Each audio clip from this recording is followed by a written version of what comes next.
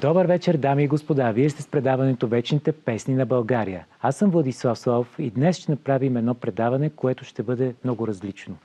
То ще бъде специално в деня, в който се навършват 40 дена от смъртта на нашата любима Янка Рупкина. През последните 5 години тя беше много често в моето предаване, във всички новогодишни програми, във всички празнични програми на нашето предаване и беше наистина като един от най-близките хора на нашата телевизия. За мен е невероятна мъка, че днес трябва да правим предаване, което да си говорим за нея.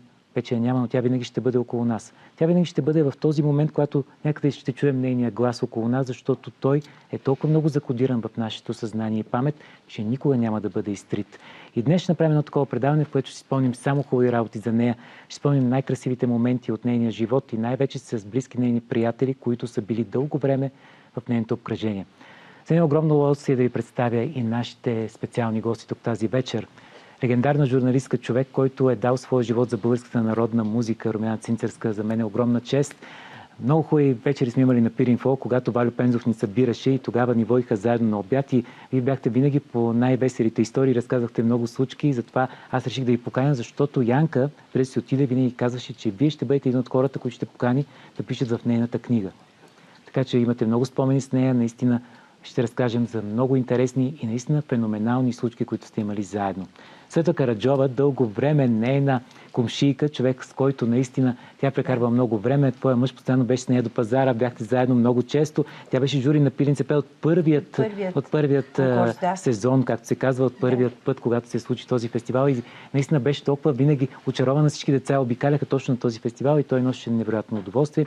И Лили Галевска, пък с която тя имала пък много срещи, вече когато с Коста Колев сте събирали много на хубави купони, на хубави моменти, които сте имали много приказни моменти. Янка Рупкина беше един уникален човек. Без капче със злоба в нея. Тя постигаше всичко с една усмивка и да ви кажа, тя допускаше много хора до себе си, обаче малко и бяха близки до сърцето. Постоянно имаше хора около нея, постоянно звънеше телефона, знаете какво чудо беше телефона и постоянно звънеше. Но какъв е първият спомен с нея, госпожо Цинцерска? Помните ли го? Много са спомените ми с нея. Аз не мога да кажа първия, но я помня с нейния момичешки глас. Първите записи в радиото. Това е било много отдавна. Все пак нека да кажа, че аз съм на 84 и помня нейните първи стъпки в радиото, първите записи. Но спомените ми с нея са много, защото сме пътували заедно. Участвала съм в изграждането на нейната кариера в България и задгранична.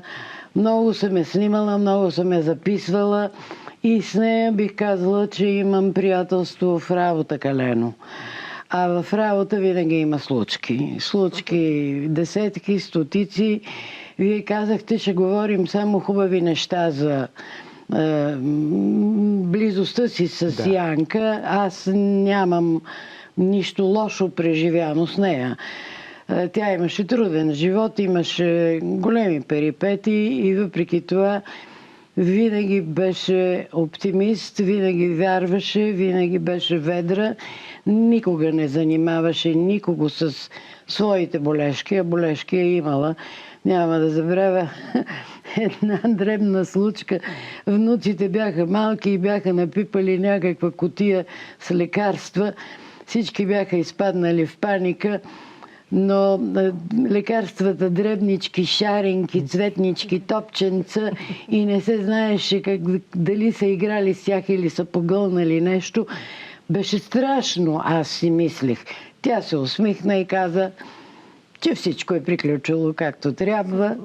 Просто родителите са се научили да качват кутията с лекарства на по-високо място. Винаги усмихната, никога няма да те натовари със свои проблеми. Винаги ведра, винаги вярваща, винаги отзивчива. Много обичаше хората. И те я обичаха. Аз не знам някой да е рекал лоша дума за Янка. Това като характер, като живот. Но нека да говорим за Янка като за, според мен, едно от явленията на българския национален общокултурен процес. Аз имам друга приятелка от студентски години, Гена Димитрова. Не, че двете са ми близки на душата, но за мен двете са равностойно значими в българския национален културен календар и история в продължение на много години, всяка в жанра си, нали? Янка няма да бъде забравена. Аз живея отдавна, работила съм с всички ярки солисти. Мъка ми е било. Погребала съм повечето от тях и от времето, когато Вълкана Стоянова си отиде, Йовчо Карайонов си отиде. Мъка ми е, но откакто Янка я няма, професионалния и емоционалния ми живот са пусти. Вече много пусти. Няма да бъде забравена Янка. Тя е колосален глас, тембър. Слава Богу, записа всичко. Или записа повечето. И го записа с най-велики оркестър за народна музика на Българското национално радио с участието на композитор и диригент Коста Колев. Слава Богу, че всичко това остана за по-младите поколения, защото знам, че има момичета, които я следват. Опитват се да усвоят нейния репертуар. Янка е пряк наследник на репертуар и стил и изпя най-ярките песни на Странджа. Като човек, солист от хора на ансамбъла на Националното радио, тя можеше да пее и други песни изпя. И солистка е била на песни от друг район, но нейният репертуар и стил са обемни, значими, ярки и ще останат завинаги. Ние, когато говорим за Янка Рупкина, вие сте били свидетели на концертите на ансамбълът на радиото и на хората на Българското национално радио и на прословутото изпълнение на Калиманка, което те са правили. И на това изпълнение, което Кауфман е правил, което е, доколкото разбрах, много по-различно от оригиналното. Когато Янка пееше този високия тон, вярно ли, че публиката е притихвала и след това са ставали на крака на аплодисментите? А при участията на Янка в България и в чужбина пред минимална публика в някое читалище до огромните концерти, примерно в Queen Elizabeth Hall в Лондон, публиката винаги става. Янка пее, да кажа, Янка се грижеше за това да изглежда добре, да се облича добре, но когато пее, тя не мисли за себе си. Тя мисли и преживява песента. И поведението й е съответно. И понеже това е в края на краищата искреност и преданост към песента, това не може да не вдигне публиката на крака. Просто те й вярват. Те са запленени. Тя им внушава своето отношение към съответната песен. Това е така. Вие си спомняте Янка, ти я помни сигурно от малка, като си била малка още. Разкажи ми първите спомени за Янка. Първите спомени, разбира се, са от сцената, когато са участвали заедно с майка ми на съвместни концерти. Много силно ме е впечатлявало не само дълбокият и тембър, изключителен тембър, нищо, че е във високата теситура, но тя извличаше от него ето това чувство, което госпожа Цинцърска спомена. Това чувство, което тя преживява вътрешно, с този дълбок тембър. Нищо, че е във високата теситура. Другото, което основното за мен много силно впечатление ми направи, че Янка казваше на майка ми сестро. Сестро, толкова бяха близки, защото бяхме съседни входове, че те споделяха много неща от съвместния семейен живот. Заедно имаха, така се случи, че имаха ранчо от среща и Чичо Гошо, съпруга на Янка, и баща ми и майка ми се срещаха на това ранчо, заедно да го обработват. Това беше наистина много впечатляващо, извън всякаква концертна дейност. Но Затова сестро най-силно впечатление ми направи, когато аз бях в къщи, съвсем малка, и се звънна през нощта по телефона. Тогава бяха стационарни телефони и казаха, че катастрофирал самолета и Янка е в Пирогов. Тогава майка ми толкова силно се отдаде на грижата за Янка. Цял месец, всеки ден ходеше тя да й помага в тоалета, ежедневния тоалет. И така думата сестро я виждах много сериозно в реализирането, в действителност. Защото значи, една приятелка може да бъде и на концертния подиум, но може да бъде и в ежедневието. Точно когато си необходим някому, ти трябва да го реализираш така, като сестро. Щом те наричат сестро, наистина. Приятелството им беше много, изключително дълбоко. След това Рубкина постоянно казваше и брат ми на баща ми. А те си бяха особено близки, между другото. Тя много говореше за него постоянно, защото той е правил дискове, записвал е дискове, правил и снимки, фотосесии, чували се много. Така че, между другото, тя му е била опора, когато майка ти е починала. Да. Много често са били срещали. Тя му е била някаква опора през това време да му говори за нея, да говори за музика, да има с кой да си говори той, защото той е бил човек, който е живял с музиката и в един момент, когато е останал сам, тя каза, че е бил леко депресиран, но тя му е звъняла всеки ден да се чуват и да си говорят пак за музика. Да, между другото, тогава тази депресия се изразяваше точно така в баща ми. Той не искаше с никой да говори, освен с определени хора, между които едната е Янка. Дори с нас не искаше да говори. Просто може би това му напомня за майка ми. Не знам. Това те си знаят най-добре. Но много си помагаха, изключително много и в самите пътувания на концерти, и в този безкрайен смях, това пеене, не само не говоря за концертната зала, говоря пеенето в къщи.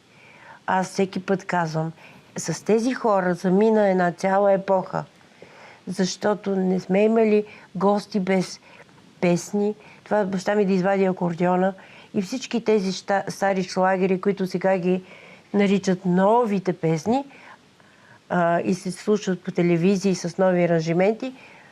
Тези песни бяха моето детство, които баща ми и заедно и приятели пееха непрекъснато. Дали са в дома на Лили, дали са в дома на Рубкина, дали са в дома на Коста Колев. Но те имаха такива незабравими вечери заедно. И тогава им се е пеело, защото сега, нали знаеш, като съберем, предпочитаме да си говорим, а не да пеем, а тогава те са пеели. Или пък или си гледаш в телефона, ако не ти е интересно. Много е странно, което тогава те са ми разказвали как не спират да пеят. Даже Лили ми е разказвала как те хората толкова много са пеели на отворени прозорци, че като спират да пеете от седните прозорци, че айде продължавайте да пеете. Аз това го забелязах между другото. Защо спряхте? Аз това го забелязах на първия концерт от вечните народни песни на България, когато правихме. Първият концерт беше в Видин. Си го спомням. И тогава беше някакво лошо време, но трябваше да се прибираме през нощта. И най-интересното беше как ние тръгнахме и по пътя се чухме по телефоните и решихме да спрем на единственото отворено капанче.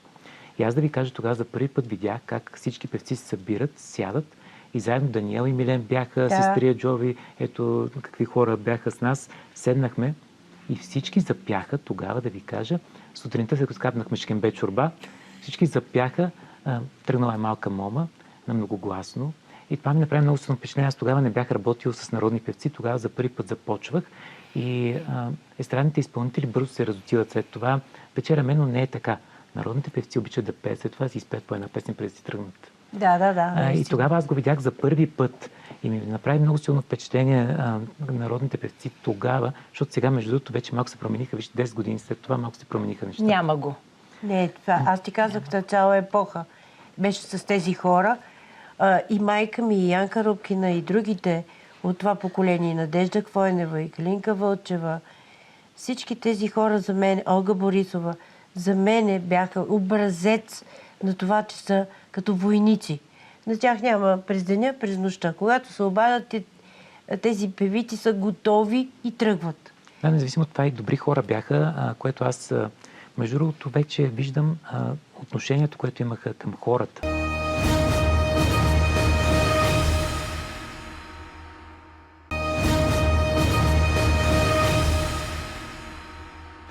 Аз сега малко да дам думата на Лили за купонджийката Янка, да си поговорим за този човек, който, между другото, аз много се стресирах, защото първите години, когато почнахме да пътуваме, сутрин в 6 часа, като чуеш някой да пее от някъде, целият хотел се чуваше как тя пее сутринта в 6 часа. Аз мислех, че нещо става. Да. А то си тя и с твоя мъж много обичаха да след концерт да си пият до сутринта и да си пеят. До сутринта. И ние тръгваме и тя само чакайте да си взема багажа. Само багажа си вземаше и тръгваше. Малко така правеше на кокчето и вече готова. Което го нямаше. Това аз за първи път го виждах тогава. Защото, нали, общо взето другите изпълнители ставаме... Естрадните изпълнители малко по-различен начин действат, но народните изпълнители тя пееше до сутринта. И това беше най-странното, как можеше да пее, нали? Изпълнителите не може да пее 6 часа. Истинският певец може да пее по всяко време. Да, категорично, да. Разкажи ми за тези. Другото, което е. Виждаш ли как, като се каже Янка Рупкина, с какво я свързваш? Калиманко, Денко? Много песни. Станиното лице. Другите певици също. Просто всяка една певица си имаше песен. Тя донасяше своето, нали, за да могат младите да се учат. Аз бях млада певица, когато се запознах с нея, но тя ни обичаше, разбираш. Аз викам, много те обичам. Даже и казваше, трябва още да записваш, трябва да правиш песни, за да останат. Защото песните и това написаното, което, то винаги остава. Докато, нали, другото... Да, но все пак Българското национално радио много помагало на това да се създадат емблеми. Да, благодарение на радиото. Всеки се грижи сам чрез своя си начин на пеене и е много по-трудно.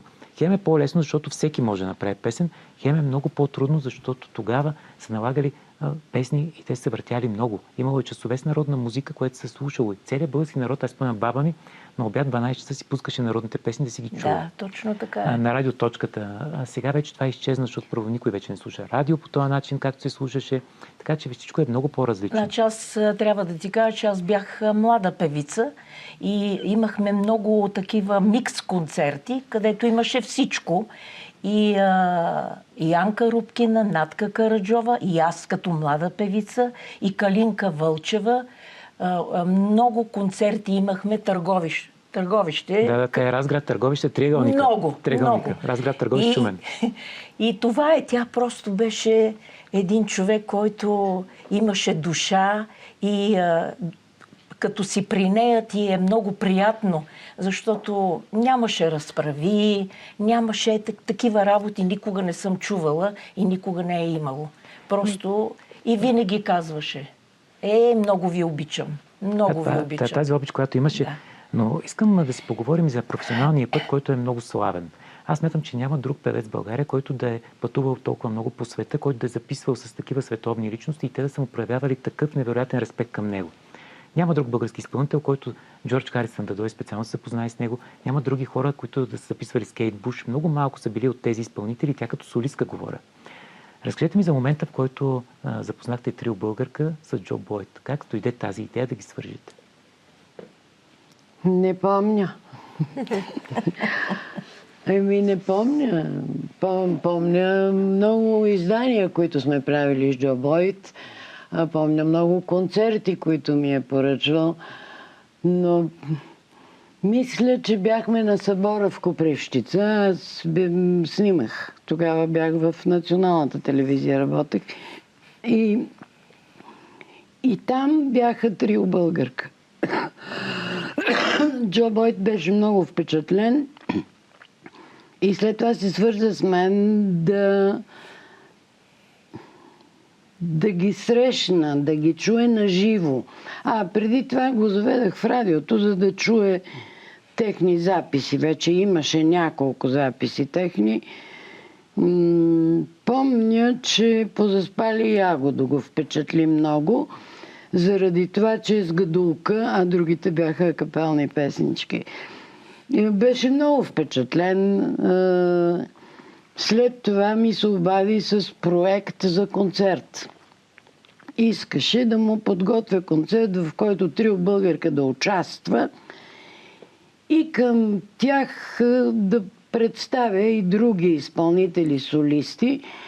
И аз, разбира се, си сложих там любимите певци от различни райони на страната. Идеята ми беше да представя България. Разбира се, Младен Койнаров от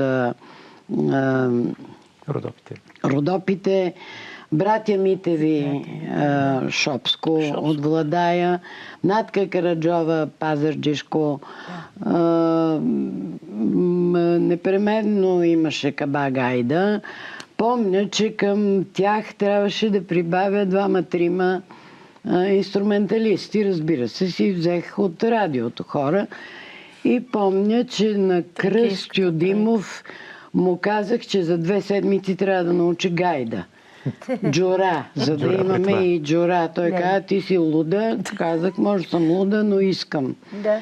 И той я научи тая гайда и намерихме му и гайда, за да имам 2 варианта гайда и за да имам човек с 2 инструмента. Заминахме, направихме жесток концерт в рамките на Великденския музикален фестивал в Лондон, когато половината Лондон не беше там, защото 4-5 дни почивни в Queen Elizabeth Hall. Спомням си, че се наложи много бързо да смени кавала с гайдата Кръстю за съпровод някакъв, не помня точно кой, и се наложи аз да надувам гайдата, за да я вземе той от мен надута. Защото на концерт аз не допускам паузи, моткане. Няма такива паузи. Няма такова нещо. Няма пауза. Но след този гениален концерт, нещо да кажа, домакините ни бяха приготвили такива големи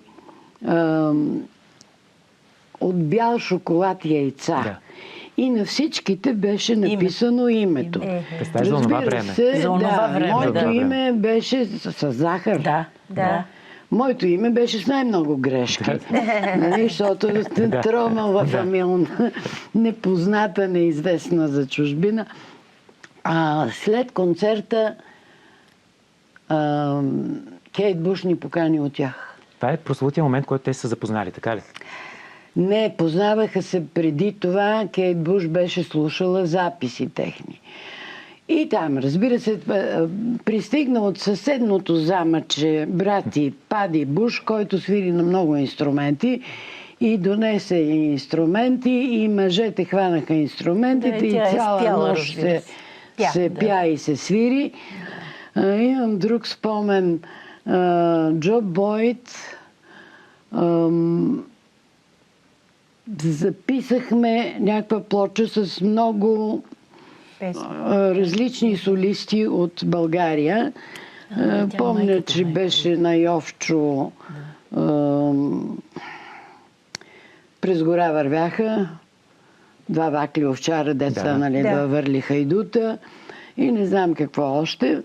И вече когато имаше още 2-3 хайдушки песни и понеже аз много харесвам тази песен, и Заплакала е гората. Да. Има и в YouTube дори тяхно изпълнение на тези артисти. И понеже много харесвам тази песен, много е поетична. И на гората дървето, и на дървето вършето, и вършето листето, и от кладенците водета. Заради поезия. Един войвода. И аз като му преведох, той беше много впечатлен. Сега не знам коя година е било. Аз му предложих заглавие "Заплакала е гората". Вечерта след записите бях му организирала, прожектираше се в НДК първите прожекции на Време разделно. Обарих се на Людмил Стайков, близък приятел, помолих за съдействие, осигурих му преводачка и го пратих да гледа Време разделно. И на другия ден сутринта, пак в студиото, вече на монтаж, на оформяне на грамофонната плоча беше тогава. Той каза: съгласен съм с твоето заглавие, чак след като изгледах Време разделно. Потопил се Значи българска с една душевност. Да. песен, която му преведахме, и с този Филм, да. прекрасен филм, за мен най-добрият български филм, той разбра, че защо плаче гората. И нарече плочата не заплакала е гората, а по-силно. The forest is crying. Ридае. Ридае гората. Което е по-драматично, още по-силно. И спомени имаме много. Кейт Буш направи 2 песни с участието на трио българка. Всичкото това, разбира се разпространи, стигна се и до среща с именити рок певци, които бяха във възторг, но разбира се, основната причина е Марсел Селие, на който втората плоча спечели Грами от трилогията Мистерията на българските гласове. Там е и Калиман Коденко. Янка Рупкина беше неговата любима певица и Калиман Коденко Сега любима това е песен. Много, най-вече да си го кажем, защото много хора си напишат, че са вече много най-били любими певици на Марсел Селие, обаче истината е била различна. И Красимир Кюрчийски беше неговия любим композитор. Аз ще ви кажа, една вечер била съм от тях, работили сме много сме близки. Грамадна къща, хола. Имаше една вечера, в която той беше събрал 3 си синове с семействата си. Вечеряхме, след това ни каза: айде сега елате тук в другата част на хола, където е неговата апаратура и телевизора. И каза: сядайте всички тук и слушайте. И пусна Калиман Коденко. Те козируват. И то точно от тази плоча, който е уникален вариант. Той е космически вариант е този вариант. Да. Космически е той, който го чуе, настръхва, защото няма такава обработка. Тя е направена много класно. Това е Красимир Кюрчийски и хора на радиото. Това беше на 4 гласа, ако не се лъжа точно тази обработка. На 6 гласа беше. Да. И с тази песен имам и друга случка. Тогава как беше туризма в България? Как се казваше? Комитет по туризъм. Комитет, не министерство, да. Ми възложиха да направя филм за гласове от България. И така се наричаше филма. Там пак си сложих най-любимите певци. Натка Караджова, Планино, Стара Планино и така нататък. И разбира се, Калиман Коденко на Янка Рупкина с хора. Снимахме го. Продуцента намери едно дърво, може не е било орехово, но беше много разклонено и съхнало черно. Там снимахме с хора. И накрая, завършва с една кода. Да. Калиманко. Изгориме. Отидахме на Калиакра, най-високия връх на скалите, и операторът си понамери едно място, дето се вижда цялото Черно море. Защото покрай песните и певците трябваше да покажем България. Да. Туризма го възлага филма. И намерих едно място, на което цялото море се вижда. Много е нависоко. Надолу са жестока пропаст. И долу в скалите се бият вълните. Страшничко беше. На върха имаше едно място, равничко, с пясък, колкото 2 стъпала на Янка. Леле. И там са качили. И ми качихме. Обаче едно облаче се появи и лицето й стана черно. Айде втори път. Подадаха и ръка. Трети път. Янка не гъкна. И когато си говорите за песните, дето сте ги пели на трапеза в къщи по домовете, ами то тогава се пееше. В моето семейство не е имало музиканти. Моите родители, още 3-4-5 семейства, се събираха в къщи. Имаше един бате Гого Дикански, който свиреше на китара, и те си пееха до камината. Открита камина имаме в хола. И си пееха цяла вечер стари градски песни. Понякога до някое време Аз им акомпанирах някакви арпежи на пианото, но когато почваха последните вече леко цинични песни, ние с брат ми трябваше да си лягаме. Това е много интересно. Но в случая говорим за професионалната певица, която е толкова дисциплинирана. Тя, когато застанеш на микрофона пред Коста и зад гърба и оркестъра, тя дишаше с оркестъра. Тя мислеше с тях. Това е професионалната певица, която записва с оркестър.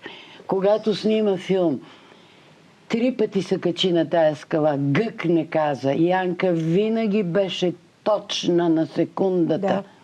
За работа, за снимки, за записи, за телевизия, за всичко.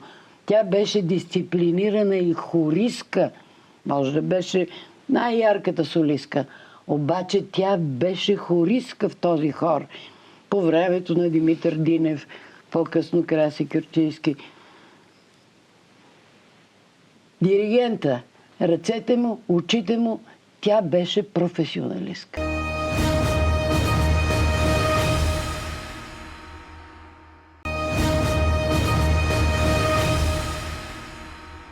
Сега искаме една изненада да направим. Искам да наберем нейната внучка Ана Василева, която е в чужбина, но излезе от работа специално, за да ни поздрави вас и да си спомним няколко хубави думи за баба.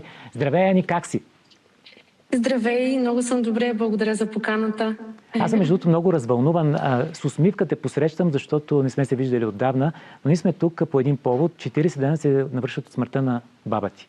Ти го прие много тежко. Това беше изключителен удар за цялото ви семейство като цяло, защото аз лично си мисля, че тя ще живее до 100 години. До последно, до един месец преди това, ние играехме тук на сцената хора. Тя танцуваше около мен и наистина това беше изключителен шок за всички нас, цяла България. Но как се почувства ти? Днес се навършва точно 40 години, откакто една много моя любима баба си отиде. За мен тя беше... Аз много трудно го приех, между другото, че вече няма да ме посреща на летището, както го правеше преди. Аз живея в Швеция и всеки път, когато се прибирах от България, тя идваше с букет цветя. Няма значение дали е рано, късно, вечер, през нощта. Тя винаги беше там и винаги държеше този прекрасен букет. Това беше нейната любов, много тиха, много истинска и адски безкрайна.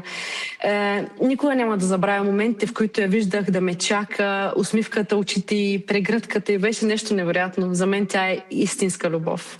Аз виждах снимки, между другото хората ще видят сега снимки от твоето детство, когато тя те облича в народни носи. Ти си имала много колоритна баба сега. Тя не е баба като обикновените баби, тя е баба копунджийка, баба, която се отнася по много мил начин около теб. Имате много интересни снимки, които тя ви обличала в народни носи, имате такива фотосесии, вие сте участвали в нейни филми, ако не се лъжа. Какво е чувството като дете? Какво беше звездният... Какво беше за теб Янка Рупкина ти е баба? Сигурно всички сте питали.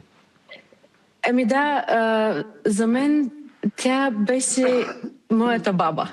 Семейство, дом, уют. Аз никога не съм виждала баба ми през друга светлина, освен, че тя е моя баба. Нали? Тя е много известна певица, има невероятен глас, докоснал душата на толкова много хора по света, но за мен тя е моята баба и моето сърце, моята любов, моето семейство. За мен тя беше дом.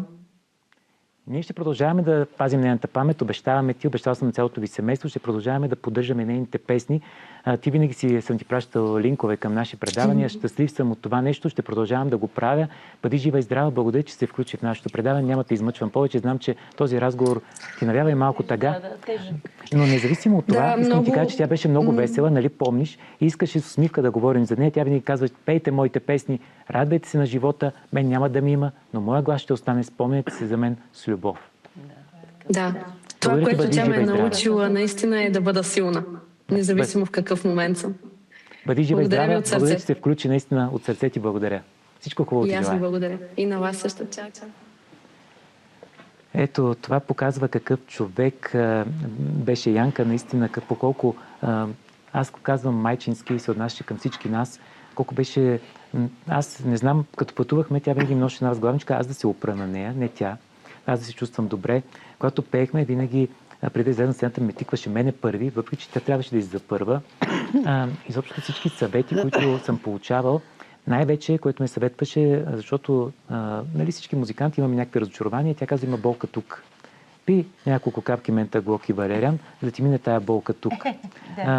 Такива неща, такива съвети си спомням, но най-вече съвета е, като видя хора на улицата, които искат да им пеем, да почнем веднага да им пея.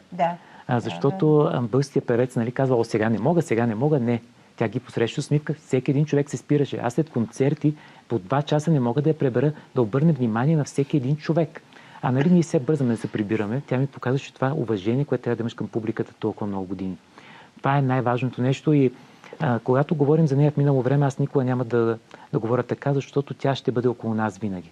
По някакъв начин, с съветите, с начина, по който се отнасяла към тях, аз винаги на Viber няма да си изтрия никога хронологията. Тя как ми пише, пращаше ми снимки, наши общи, намираше в YouTube канала. Тя се беше научила накрая да пише в YouTube и прекрасни сте с Данчето, прекрасни сте с квартета, тук трябва и той да пее. Светла, трябва да направите нещо самостоятелно на Светла, постоянно го казваше. Нали помниш, постоянно казваше, Светла, трябва да запише нещо самостоятелно. Те работи няма да ги забравя, те са ми останали в сърцето и точно искам един подарък за вас. Нашия дуетен албум, който излезе преди 1 година. Но специално ви го нося, защото това е нещо, което остана пък най-мирния спомен, да имам нейния глас, записан в 16 невероятни песни за всички вас. Много ми е приятно, щастлива съм да го имам. Благодаря много. Наистина за мен беше удоволствие. Благодаря, че приехте поканата, наистина, защото ние се познаем от едни вечери на Пирин Фолк, обаче аз ви се представих така инцидентно и вие се съгласихте. Благодаря ви, че дойдохте наистина, защото паметта за Янка трябва да я запазим и то трябва да запазим пред тези велики спомени, които ви имате. И това, което се постарахме да направим с моя мъж, тези години, в които беше конкурса ни Пиленце пее, да я каним постоянно, да бъде сред нас. Толкова беше щастлива. Ама тези прословути снимки, които сега въртат на гарата, на розите на гарата, ги е правил баща ти. Тези прословути снимки, които ги въртим, където са и Лили Галевска, и квартета, и Янка Рупкина, това са на розите на гарата. Си ми казвала, на ЖП гарата отпред имало рози и там на тези рози всички тези снимки са оттам. Ето тези снимки, не знам дали са оттам, обаче има много такива снимки, които са много популярни. По плочи, по албуми, тези снимки са на баща ти. С розите на баща ми, защото той така мислеше, така можеше да направи автографи. Така, явно е било такова време. Той е разпечатал автографи, правил е такива касетки, е правил какви ли не работи. Влади, може ли и аз да кажа нещо? Понеже споделих с Калинка Вълчева, не можа да дойде, защото с нощи имала концерт и няма как да дойде, нали, за днес. И тя каза така, половината ми живот е с Янка Рупкина. Те бяха много близки и даже казва, аз съм заставала на сцената и съм е слушала с такъв захлас, даже вика съм плакала понякога и това ми го каза тя, да предам за Янка Рупкина. Това няма да е последния разговор, ще виждаме пак. Живот и здраве, ще стартираме правенето на книгата за нея, ще стартираме много нови неща, проекти свързани с фестивал на нейно име и други, които аз надявам да успеем да реализираме. Първоначално съм измислил да направим една изложба от снимки, които имаме през последните години в различни места, да покажем нейните фолклорни костюми, които нейното семейство са запазили. Това да ти допълня, че тя постоянно ми говореше на самия конкурс, нали, да слагам костюмите на майка ми. Дизайнът ми, тя каза, толкова искам и моите костюми така да се покажат, плюс колекция на кукли. На куклите, всичко сме съхранили. Нейното семейство всичко е съхранило и така, че ще го направим само да сме живи и здрави. Благодаря, че бяхте мои гости. Наистина, 40 дена, но вечна памет за Янка Рупкина. Тя е винаги жива. Скъпи зрители, благодаря ви, че бяхте в този момент заедно с мен. За мен беше огромно удоволствие. Ще завършим с последната песен, която успяхме да реализираме след нейната смърт. Тя записа няколко месеца преди да си отиде. Това е песента "България във всичко", която остана ето така. Тя не я беше чула готова, но тя ще остане за вас всички. Спомним нейния прекрасен глас и гласа на малките деца, които пеят нея. България във всичко, бъдете живи и здрави. Вечна памет за Янка Рупкина.